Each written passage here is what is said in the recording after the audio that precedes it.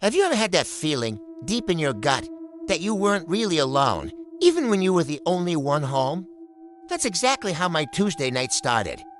I was curled up on the couch, binge-watching some show, when I heard it. A faint scratching sound at the front door. At first, I brushed it off. Probably just a branch scraping against the wood in the wind, right? But then it happened again, more deliberate this time. Scratch, scratch, pause. My heart started to pound a little faster. I muted the TV, and the silence in the apartment was suddenly deafening. I told myself I was being paranoid. It was an old building. Old buildings make weird noises. I tried to focus back on my show, but my eyes kept darting towards the front door. The scratching stopped, and for a minute, I actually started to relax.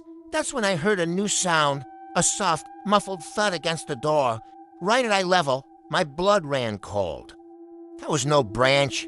That was the sound of something hitting the peephole slowly. I slid off the couch, my feet making no sound on the rug. Every horror movie I'd ever seen screamed at me not to look, but I couldn't help it. It was like being in a trance. I crept towards the door, my hand shaking as I reached for the peephole cover.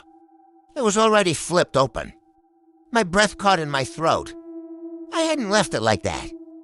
I leaned in, heart hammering against my ribs, and peered through the tiny fisheye lens. For a second, all I saw was the distorted, blurry hallways empty. I let out a shaky breath of relief. Maybe I was just losing my mind. But just as I started to pull away, a shadow fell over the lens, plunging my view into complete darkness. And then I saw its an eye.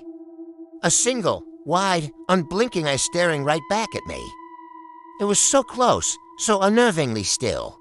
We were just inches apart, separated only by a thin piece of wood and a tiny circle of glass.